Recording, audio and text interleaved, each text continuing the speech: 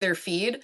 I've noticed, especially people who have like larger followings, so they might already have posts planned for that day, and they're like, I don't want this one to like get mixed in. I've met people like that who like care a lot about their branding, I guess, in that way. But yeah, a lot of times people will share it if they think it makes them look good, or you know. Right. Patient Zero said, delete me and Canary, remove your personal info from B2B lead gen sites. Good to I've know. heard of delete me. Yeah, I should look into that, because I mean, maybe I just shouldn't post online when I'm looking for an editor again. I've Apparently there's a lot, so. Well, I mean, yeah, it just they just hounded me. I was like, holy fuck, it's a lot. Phone's blowing up. What about how some of the interviews going? You excited about some of the interviews coming up? Yeah, I actually have one today. Um, I told you that I'm in this like YouTube coaching program, and there's Oh this yeah. guy in the program who basically like offered to make a like a YouTube analytics software for this program for people in it. Oh And wow. so I'm interviewing him today and getting him to walk me through it and kind of talk about like YouTube analytics and just like how to actually grow a good channel. And I'm excited to just ask him questions about it and kind of do like a tutorial with him. Because there's like, you can use like YouTube analytics. There's another tool called vidIQ that a lot of people will use Hmm. just to like pay attention to like your, how long people are watching your video for, and where they're coming from and all that. But I'm curious to hear like what makes this tool different. Yeah, I love that retention graph on YouTube. I wish they had that for content somehow. That thing's Hmm. awesome because you could see that like you lose people right away or how long. It's kind of depressing Yeah. when you see like the chart. It's like, all right, you got their attention, and then it's like, it's like, Yeah. you learn anything else in that YouTube thing? Any other Oh yeah. things that have come up? Yeah. Oh man, there's so much. I don't even know what to start with. I'm waiting for them to come out with a training specifically for like podcast interview style, because a lot of their training I think is more specific to people who make like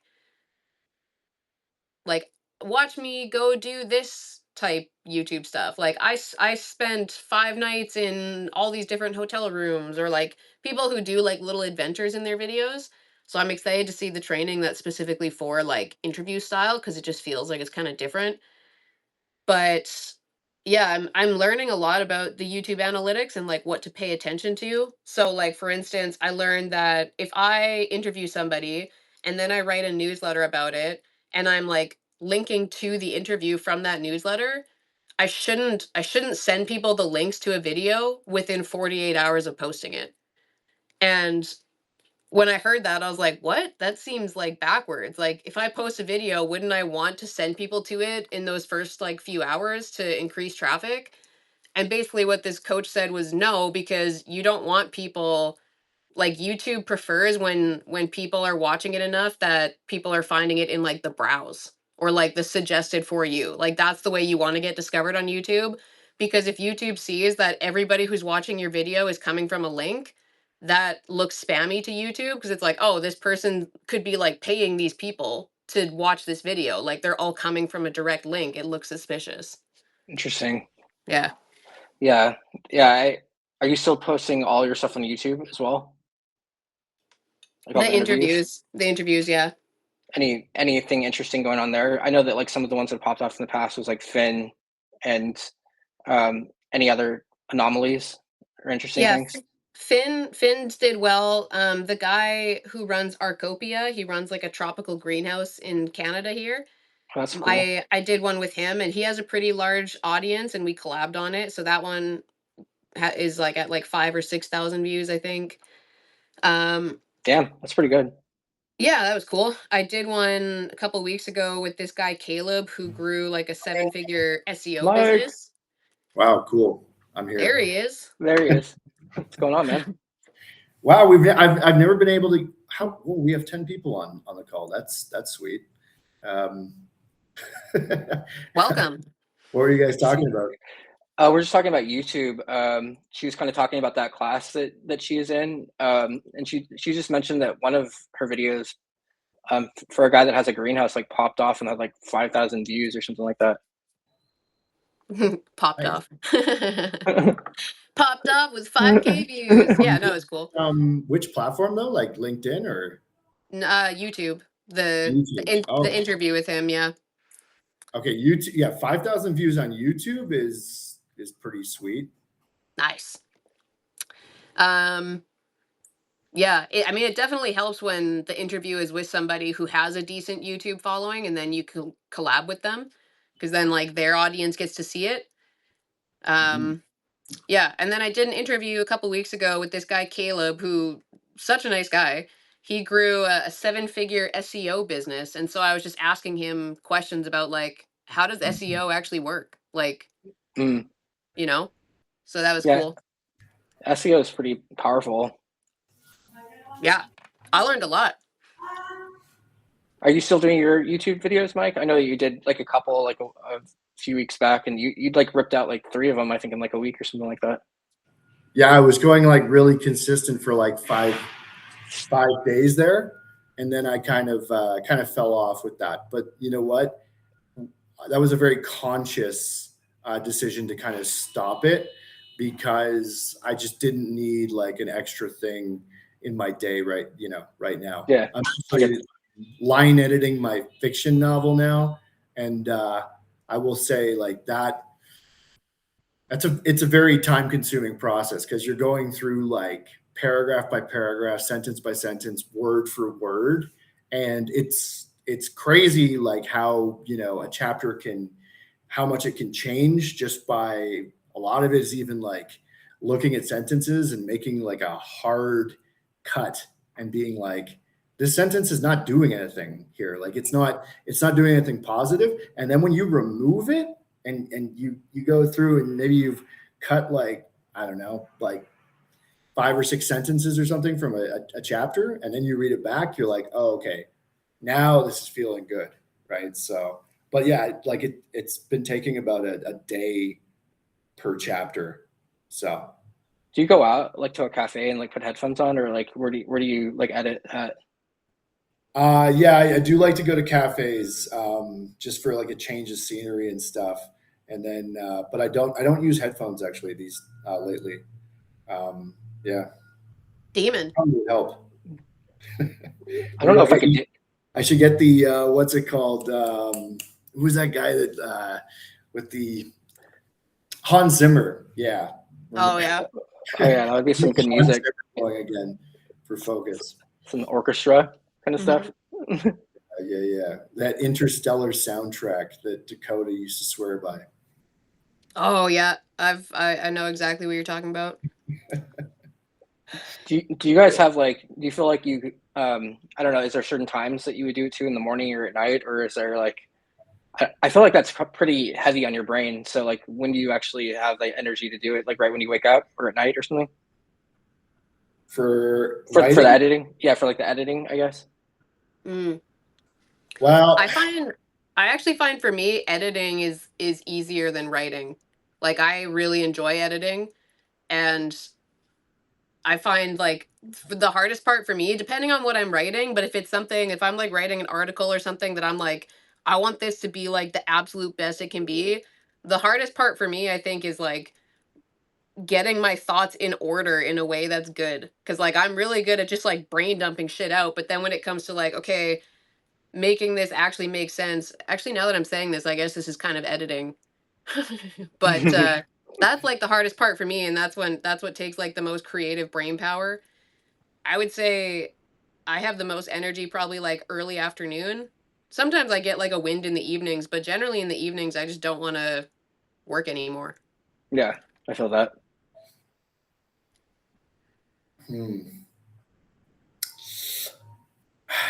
I've been going really late into the night sometimes with the editing. Hmm. Uh, so maybe there's something to be said about that too. Maybe it's also to do with like how your brain works. I know that like, don't you in the later hours of a day enter into more like theta waves or something like this with your brain? It has worked well late at night at times.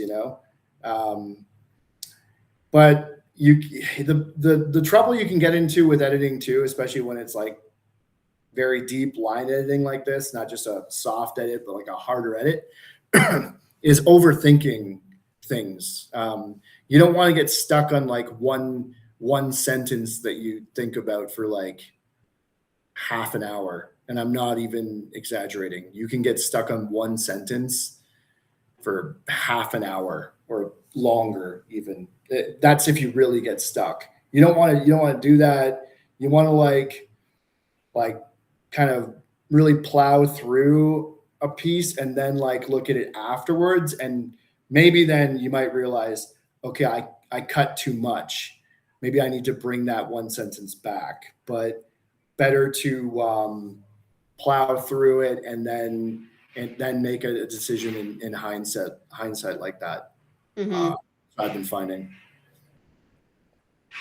Usually if you trust your instinct though, like if some sentence was feeling off to you, it was feeling off for a good reason. There's something that wasn't sitting right with it, and you're probably correct about that. So I always try to go on like a walk, like when I'm like not like feeling something and come back from it. I always feel like a million times better. And I never really necessarily want to stop and go, like, because that like I don't know, that thing where you get like in the zone, you're like, I just want to keep going. I don't want to stop working.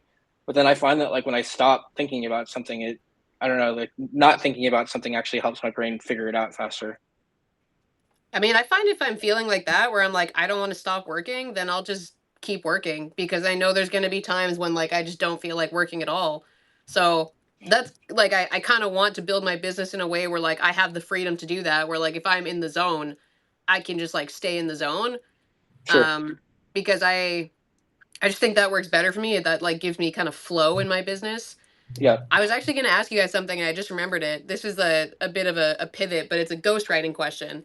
How do you guys go about determining what you're going to charge a client for a ghostwriting package? I'll let Mike take this. I don't really. I feel like I feel like we've definitely spoken about this in the past. How do you determine what you're going to charge? Well, it comes down to like the deliverables is a big part of it. Like,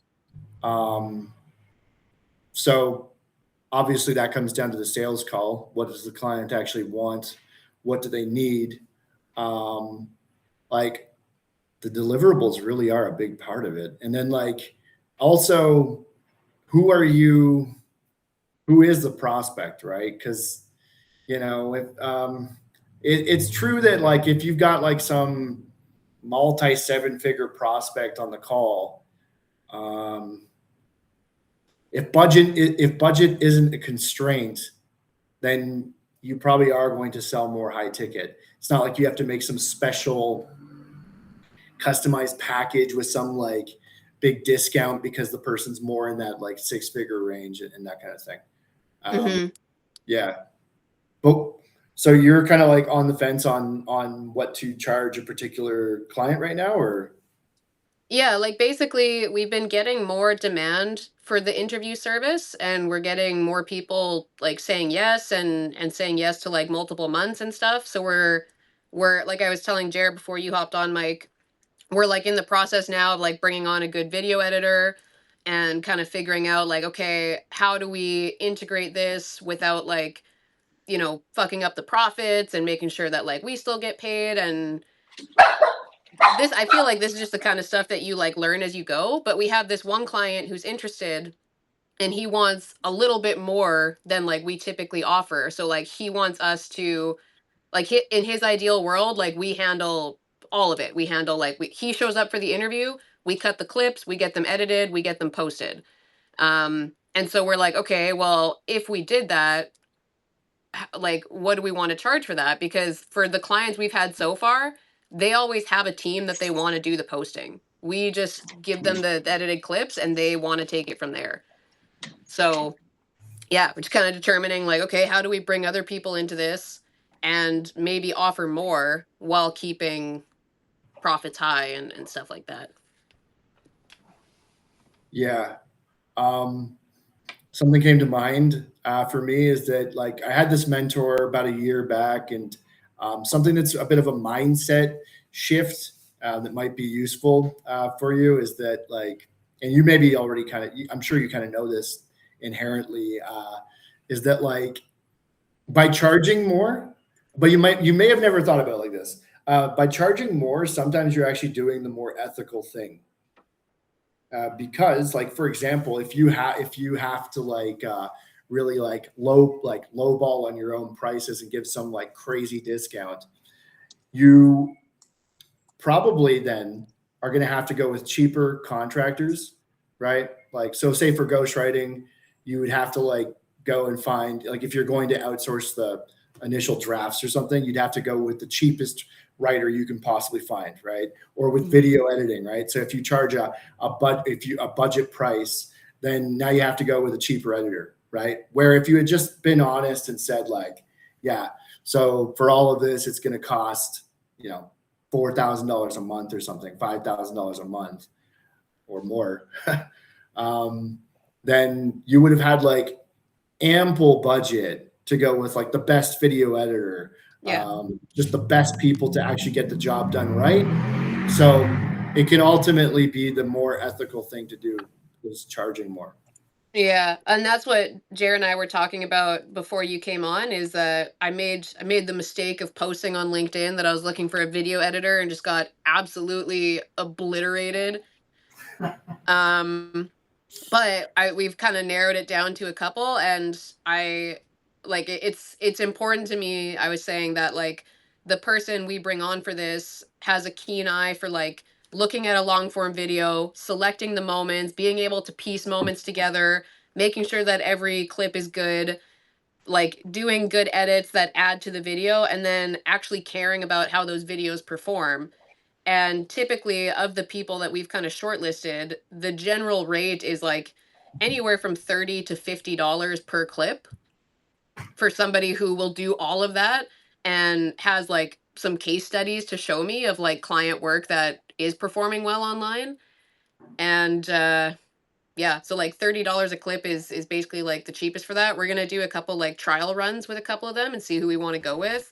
But that's one of the things I was thinking of, is like, okay, well, we don't want somebody who's just gonna cut shitty clips and then like not care about how they perform and not like analyze and adjust. We want to bring on somebody who's like really fucking good. So that needs to be included in the price now.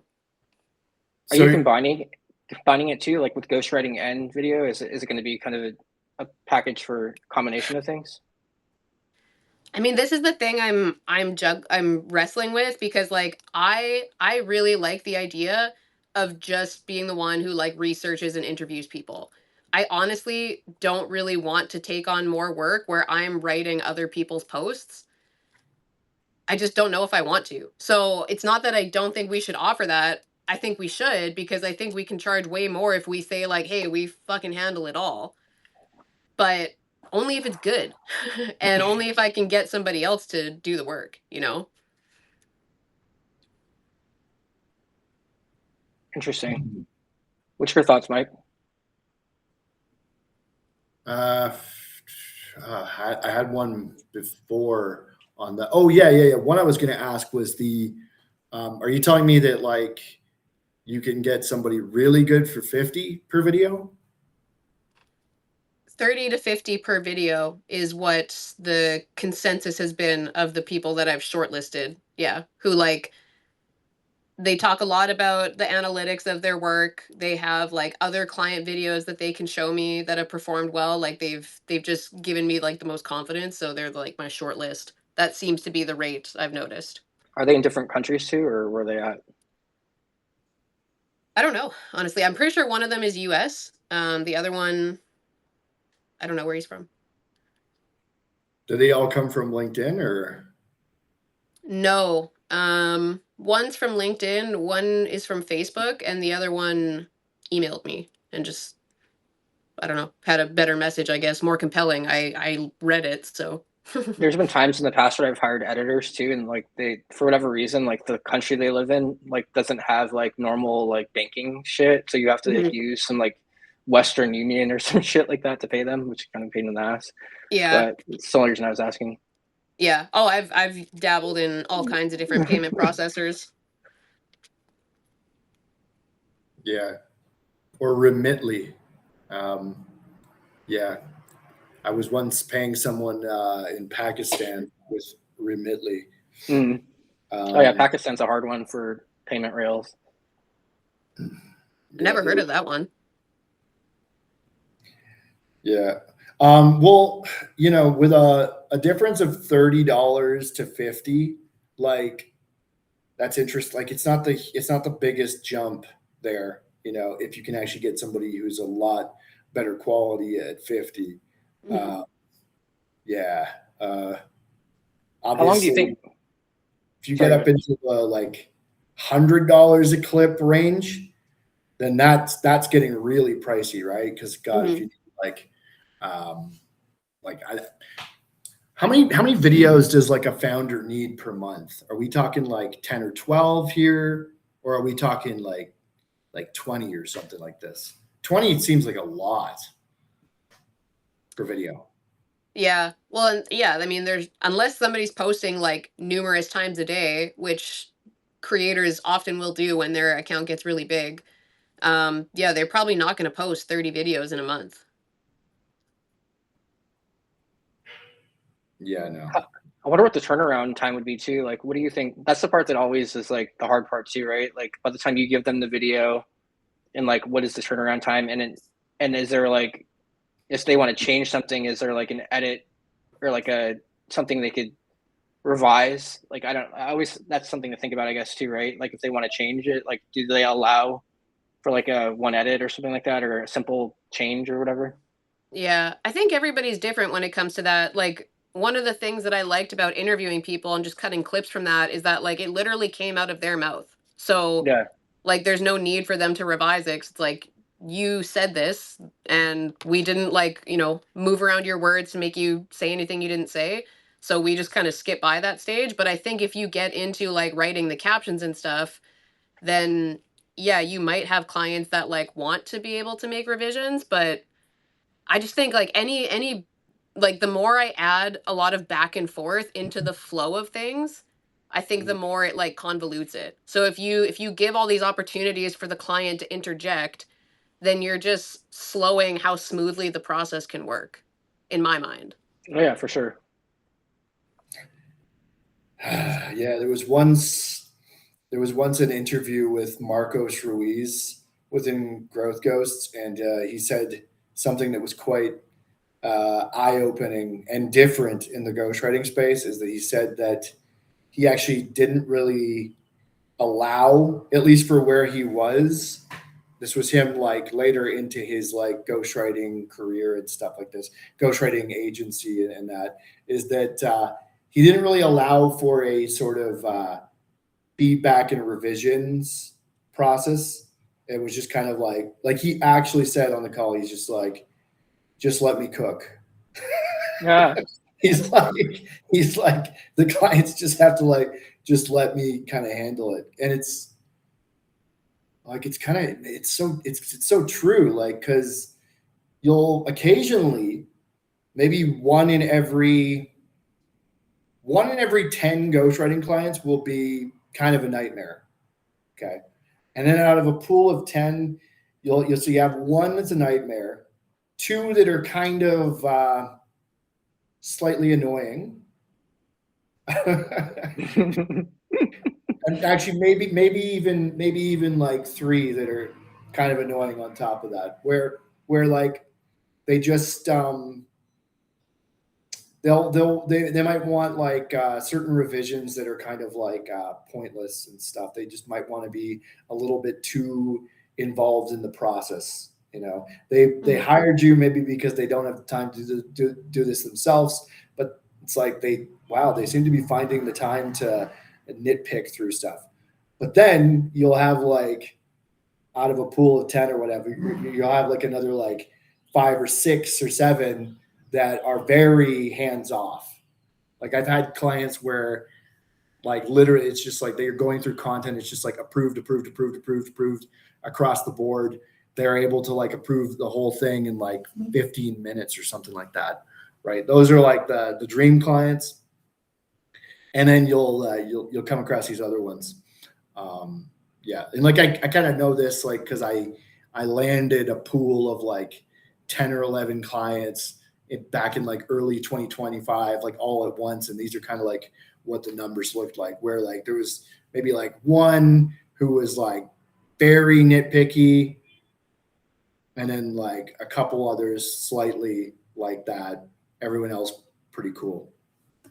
I found that, and maybe this has just been my experience, I found that the bigger of a business somebody has, the less they want to be involved. Like the two people who I've worked with who I know run like 7 or 8 figure businesses are like, I don't want to look at this, just post it. Like, you guys, this is your thing, like, go ahead. And I'm sure, like, there's definitely been times where they like came back and they're like, hey, this post should have a CTA, or like they'll give us feedback when they see it in real time, but they don't want the extra thing on their to-do list to review the content. And I think those are just a better fit client, because like, I think when you get the people who are really really nitpicky and they really really care about like every post being on brand, I just think like those people don't have more important things to do in their day. Yeah.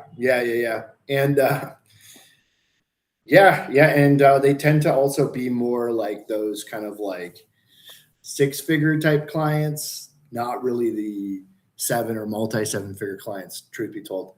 Yeah, um, maybe. I had this one client, for example, where when I tried to like maybe outsource the first initial drafts of her writing to a writer and not have to like hard edit it, and just actually I tried, because based on the advice of my mentor, he's like, I told him how much time I was spending editing. He's like, you got to spend less time editing. He's like, I don't understand like why you're paying a writer if you're not getting like the complete like product, you know. um and that made me think about that. I'm like, yeah, damn.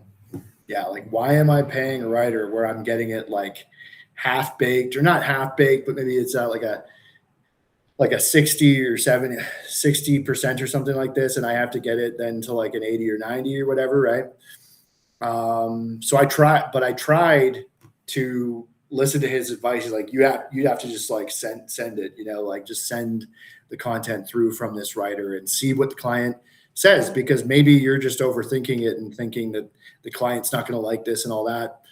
Well, I took his advice and I did send through in this particular case. I did send through the writer's content. I briefly looked over it, and I just sent it through. And like this particular client, like immediately noticed the difference. And she's like, I don't know. I just feel like the the voice is like not the same, and like I don't know, that she had like this very particular response, and it's like, wow. So I really cannot Step step back away. from this, from having to hard edit this, right? But she was Interesting. an example where like she had some time on her hands. You Yeah. get people that don't approve it too, because it seems like if they don't approve it, you end up in this weird limbo state, which would be kind of annoying. Yeah, I just like, this is what I meant when I said to you guys before that I just don't know. I haven't figured out in my head how I want that to look if we added on things like writing the captions for clients and doing the posting and stuff, because I don't want to spend my a lot of my time like editing other people's work and feeling like I'm outsourcing this, but I still have to control it. Mm. And just in my experience, like in my own business, but also in like people I've hired, I've noticed that like when your process has a lot of those opportunities where it's like, okay, now we need you to do this and we need you to approve this, and like, okay, you didn't approve that, okay, we'll take it back and now we'll give it back to you. Like, when you have more opportunities for back and forth, you're just asking for things to like feel busy and feel chaotic. And like, I have a client, actually, he's my personal trainer. We got to a point where we decided, hey, instead of like me paying you and you paying me, let's just like do a service exchange. So he trains me and I write his newsletter. And like, that works for us. And when we first started working together, he said to me like, okay, I'll always give you this outline of like what the email is going to be about. And like, there was something that he was like, and like, you can just email me and ask me for this every week. And I was like, nope, we're not doing that. I was like, if you want this included, make sure to include it in that outline every week. Because if we set up a process where like I have to wait on you to get something every single week, it's not going to work for me. I don't work like that. And he was like, "Oh yeah, that actually makes way more sense. I should include it in that outline." I'm like, "Yeah." Like let's smooth out as many areas as we can where we'll need back and forth. touch So touch I point. don't want to do a ghostwriting offer where like I have to rely on them to approve it, or yeah, I don't know. I just don't like it. Suit Nazi. Like, fuck it. You take my writing and you take it. Or no suit. No suit for you. Yeah. Um, oh yeah. Touch points is another one. Like when I've heard of like ghostwriters doing like even bi-weekly interview calls with their clients or whatever. Because like I heard that like for example one time like Talon and Dale talk about that, how they wanted to do bi-weekly or something because there's so many changes with the algorithm or something like this. Like the algorithm's not changing that fast, man. Like nah, I'm not doing bi-weekly interview calls. Are you kidding me? So you okay, so now you're doing bi-weekly interview calls, and now you have multiple clients as opposed to just doing one call per month. So yeah, you want to like limit the touch points, and even stuff like, oh, we'll send you like a weekly analytics report or something like this. Like I don't know, like make it a monthly analytics report. Like Yeah. yeah, you want to like have like as like limited touch points, Hmm. not weekly interview calls, weekly analytic report. It's so stupid. Well, and I think it also that goes back to like who do you want your clients to be? Because if you're trying to get clients that run like 7, 8, 9 maybe figure businesses, I think you're less likely to get people who want to commit the time to meet every week or even bi-weekly. So I think if like for me, I kind of thought the same thing. I'm like the interview is one meeting, and then another touch point can be like, "Hey, this is how the content performed this month."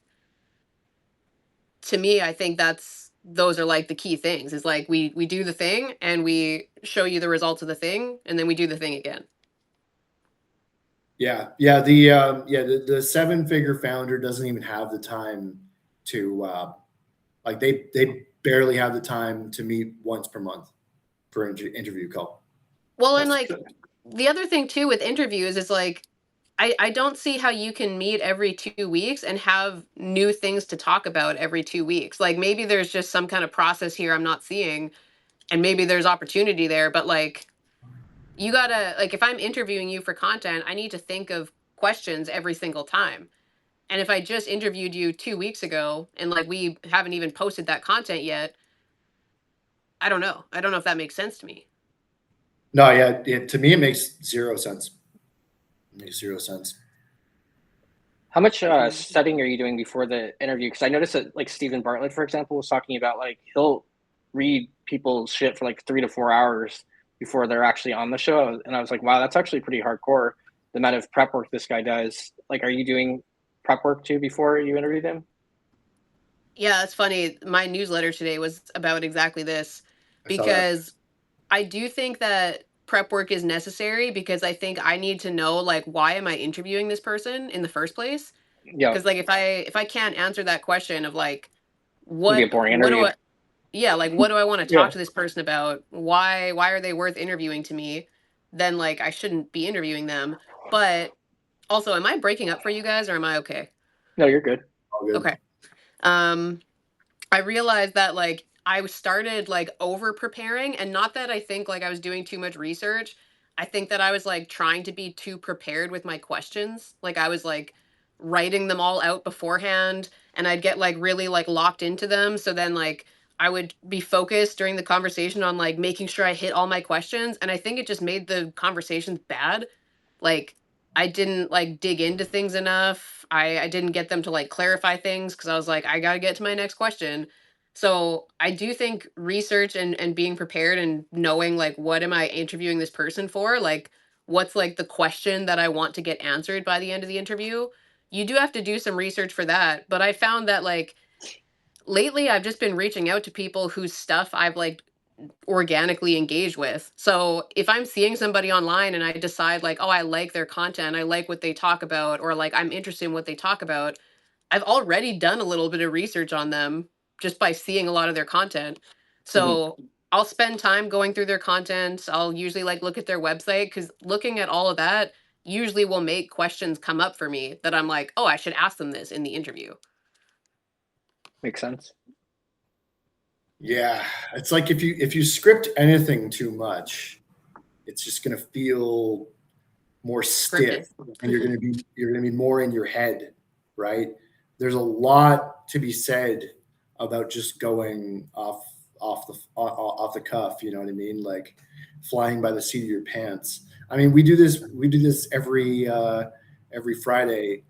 We don't have it. Like we might before the call say, you guys want to talk about this? Usually, actually, we show up and it's like, the 5 minutes before we're talking about something. It's like, should we just go live? This is actually good content. Yeah.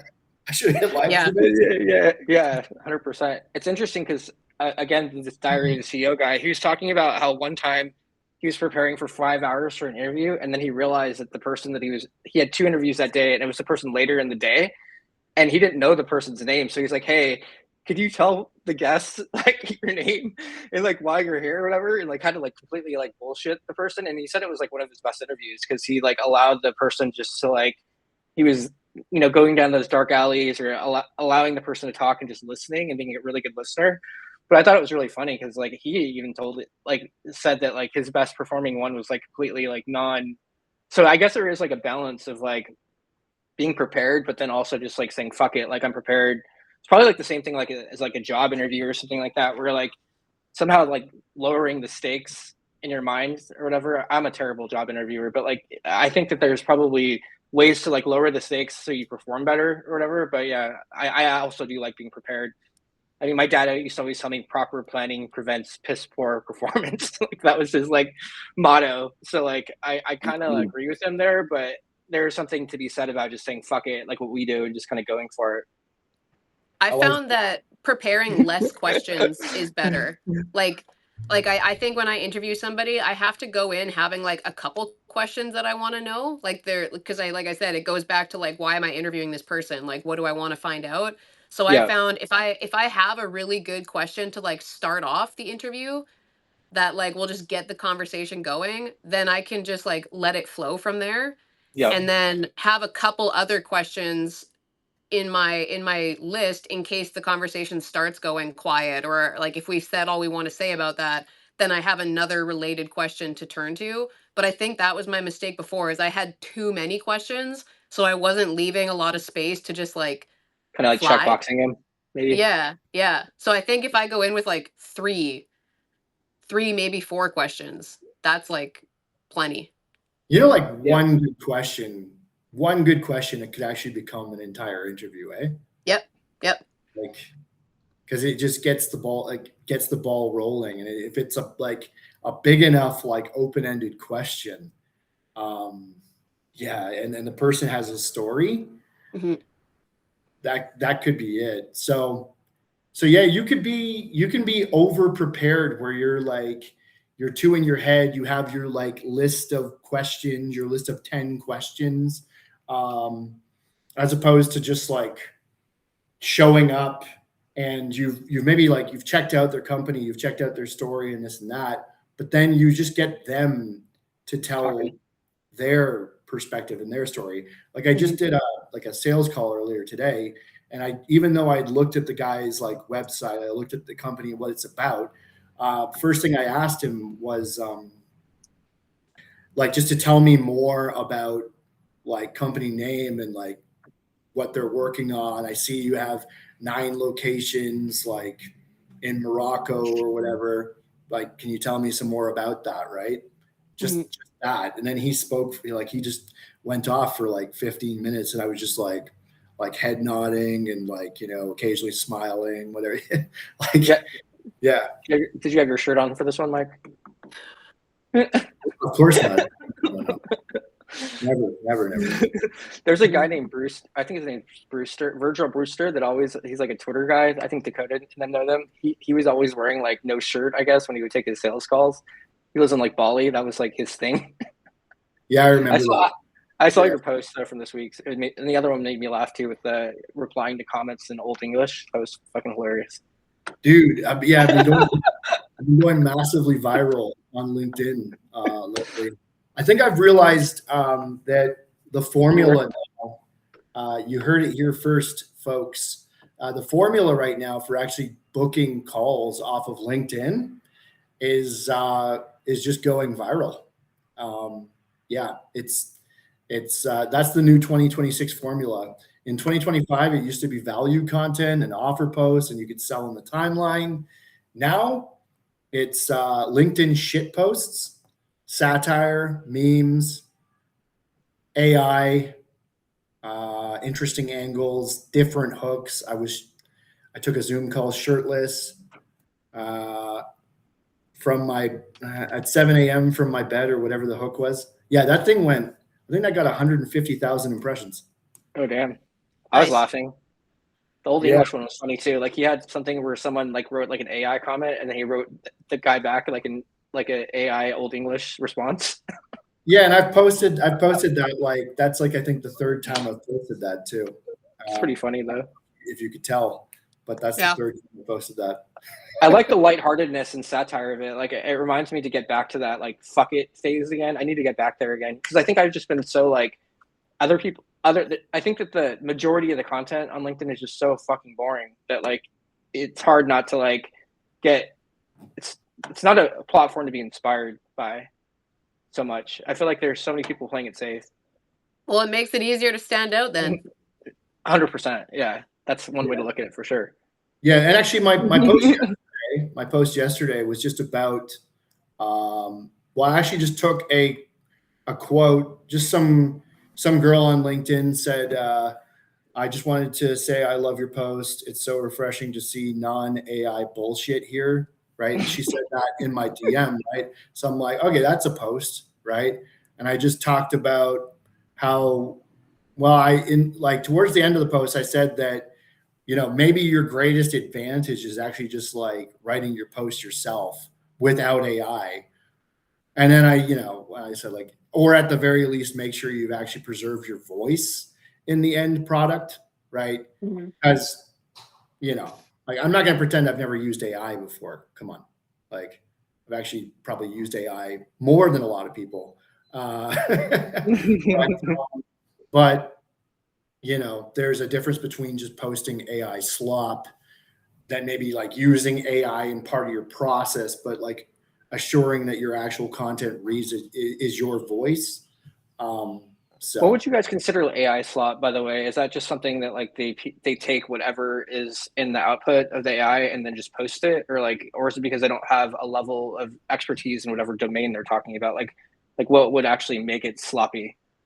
Combination of both sometimes, or it could be either or, because actually you could have somebody who actually does have the lived experience and this, but what they don't have is the eye for content, and they're probably also not like, okay, looking at what the output was and being like, would I ever say this, right? Yeah. And actually like trying to read it out, like try to actually read it out.